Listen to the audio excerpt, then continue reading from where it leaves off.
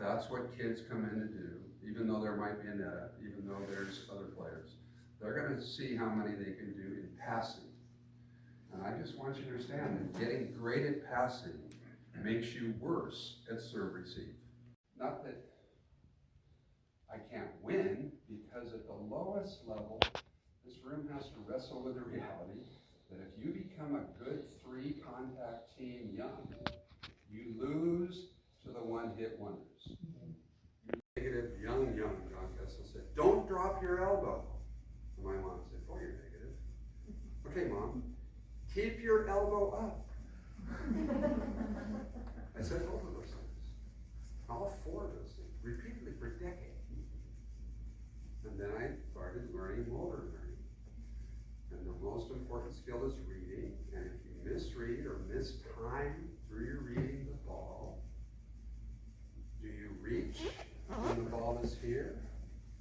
Or do you put your hand on the ball?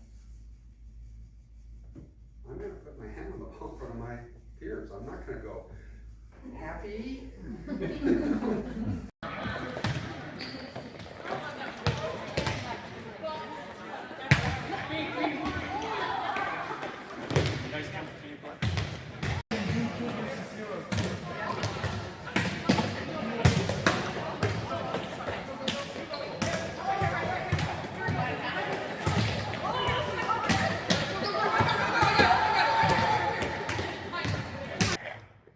So in 2008, the Olympic Games, the men's volleyball team and the beach volleyball team, they both won gold medals. They played 8 matches. The average contacts per set for indoor was 17 contacts per player, 44 for beach player.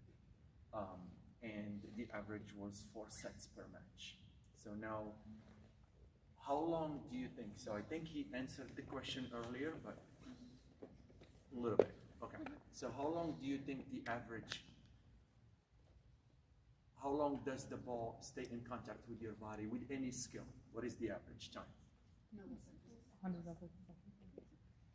0.6. Do you guys agree? What did he say? Do you remember? I just did spiking. Yeah, he just did spiking. So what was spiking?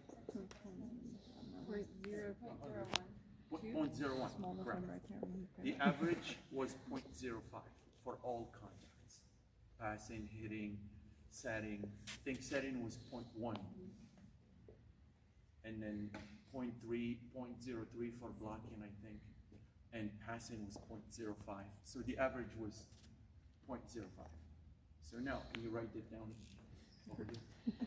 Average contact. So after playing 8 games, 17 contacts per set for 8 matches, how long do you think an average player in the Olympic gold medalist team contacted the ball for the whole tournament to win gold? Couple minutes. Do you guys agree? Couple seconds? 2 seconds. No. That's too much noise. Times 0.05. It won't be more than a minute for sure. Yeah. Yeah, so 45 seconds? The answer is 27.4 seconds. Part your team, like Carl used to say, make your own damn chart. whole damn chart. So you might want to take a look at where at your level, where most of the Why? Because practice looked good. They had these little choreographed dance. If she becomes the Olympic gold medalist at jumping here, where is the hitter's favorite shot? Boom. She's not in the right place. When did she learn to jump in this stupid thing I did for years? Same time, after, or before the hitter? In this drill. Same time. When should she jump as a real blocker? Before, at same time, or after the hit? After the hit. Because the hitter's got more hops and speed and timing and get up higher, so you have to jump after. So I taught her to jump in the wrong place at the wrong time because of this dumb drill I did. But it looked good. So she now then gets right in front of the hitter, and what does she make me do in the drill? Look good. Because where am I against the opposing hitter? The middle, the right place. I'm in the right place. I'm in front of their hitting favorite shot. But what did I do to this athlete who couldn't get above the top of the net? I wanted to go play defense. So, it all ties into this phrase, if you coach the person, the skill will develop. If you coach the skill, which is what coaches sort of think their role is, the person may not develop. Up here is for a reason. This was formerly my magic book of coaching. And I would write all the things I'm going to do today down in my book. And I would then come out and say, okay, first we're going to do this. And then I'd close the magic book. And they were always going, what's going on? We practice, what's next? In the national team gym, twice this size, each team has 3 whiteboards. Because this is your place of learning and teaching. We have them there so that your practice objectives are not a secret. You rack up way more points is this. First we check for understanding. You're the setter, you'll stand here. Where do you love the ball to come from the most? To you off of a pass or a dig. Where's your favorite place to get it to come to you from? Oh, obviously. Out there. Yeah. And I would argue, because of this stupid thing called the ball cart, not stupid, but improperly used on that, you could calculate the GPS satellites of the world, because everybody on the planet Earth as a volleyball coach puts it right here. You could calibrate satellites with it. And then, as I said yesterday, they stand there and they go like this. And you get thousands of reps in most people's gyms with the ball cart right there. And for whatever reason, even though it's got wheels, people don't roll the ball cart to any new place. We want that to be low, right? We want you to consistently hit your target, your outcomes. Where we get a bit of a difference is the other two, right? When we talk about, next thing we can talk about is movement variability. Do you consistently hit your target on the other side of the court by moving in the exact same way every time, right? Having low movement variability. And then we can connect that with variability of practice, right?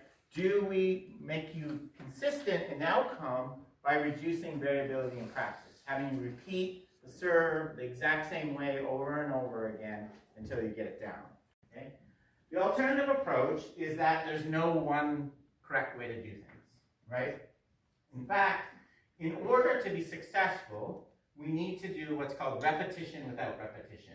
In order to keep hitting the ball to the same spot of this court, we can't use the exact same movement every time, right? Because the conditions are changing, both externally, the players, what surface we're playing on, the wind, and internally, the fatigue, all other factors, right? And this comes from a researcher I talked a lot about in the book, Nikolai Bernstein, who was a Russian researcher. That's a picture he took of expert blacksmith. What he showed was the expert blacksmith hits the exact same spot on the sheet metal, but not by moving the hammer the same way both times. They use slightly different movements.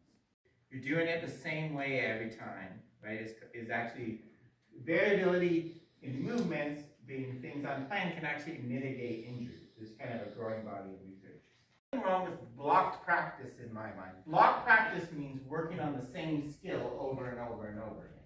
Working on setting for 10 minutes, 15 minutes in a row. That's how it's defined in the research. Random practice would be switching between setting, passing, serving, right? The problem I find is when it's constant practice. It's working on setting for 20 minutes under the exact same conditions, right? You can work on setting, but varying the placement, position, the distance, right? Where the ball is coming from. That's variable practice. So in my mind, there's nothing wrong with block practice, focusing on the same skill over and over, as long as you add variability. We're running an out-of-system play because we're out of system half the time at least. Okay. So we're just kind of awarding the out of system and the drawing of the block by using the outward players' extra points. Well, that's why we can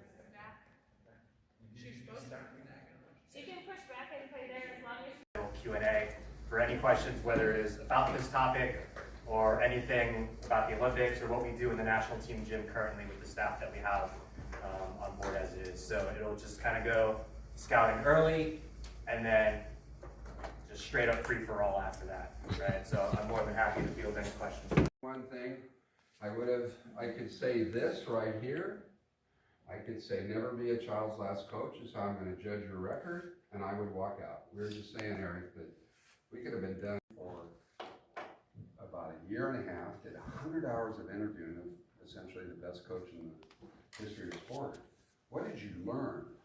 25 words or less, Marv, for the people that are coming to these clinics and stuff.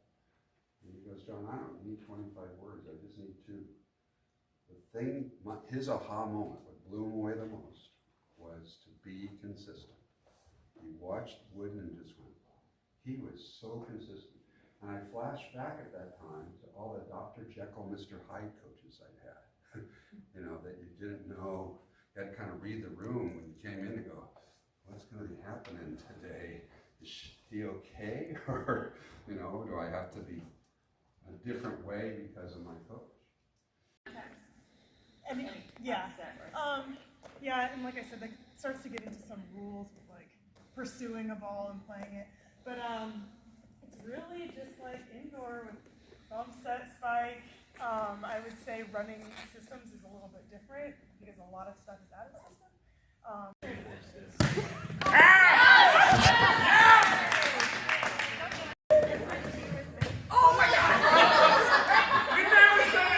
Rotate.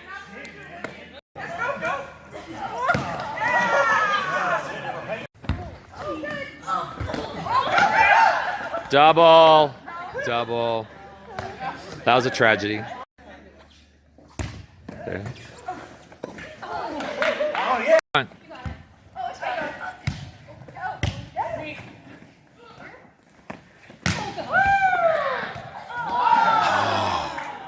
Christy.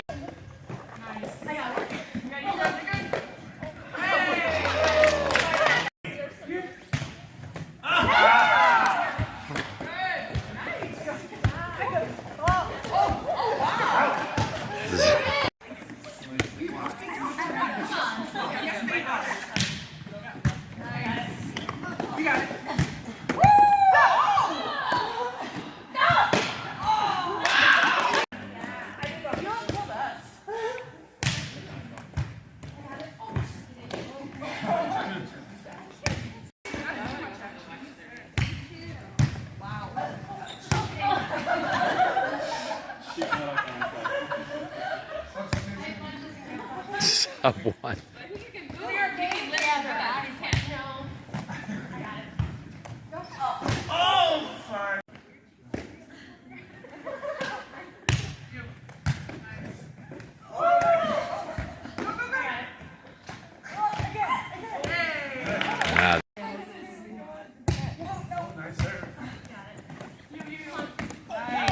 The in practice, and they had a whole team of Brazilians on the team, and they were awesome people.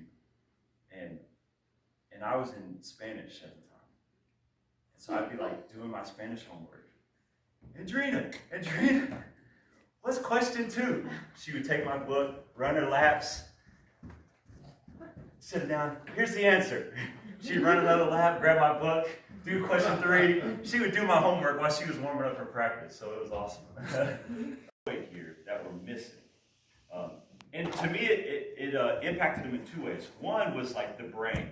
Okay, how do we learn faster? Which I know you guys have been talking about all weekend. How do we learn faster? How do we make what we're doing in practice apply in games?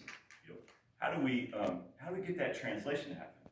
The second piece of it was just the mind, the psychology of it. Okay, these guys are performing well in practice, but they're not. It's not when the lights come on, they're not performing well. We had a player that our GM said this in the media. He told the media, he's like, "Yeah, Luke's like outside of games, he's one of the best shooters in the NBA." That doesn't help. Like, we need him to shoot well in games. Like, how do we get him to show up when the pressure's on? Like, Yeah. Send Yeah, and that's a lot of things in like Chinese college, you know, that game, you're not gonna get. Yeah, I don't cut. want it to be the Your worst, paycheck's but I not want gonna go that away, to and, once Yes. you go professional, those are things, are you performing up to the level that they? Your girl Like the that Americans are expected to score Yeah. 20 a game. Yeah. And if you don't, the pressure is That's what I was gonna ask. serious, because they're cutthroat like. And they can find someone else like that. Yeah. Do you think, do you wanna believe that you are No, I'm done what they need, Okay, Yeah. and gonna love you and all this? I mean, they might, but if you're not performing, okay. they'll easily just go find someone else who is. I can.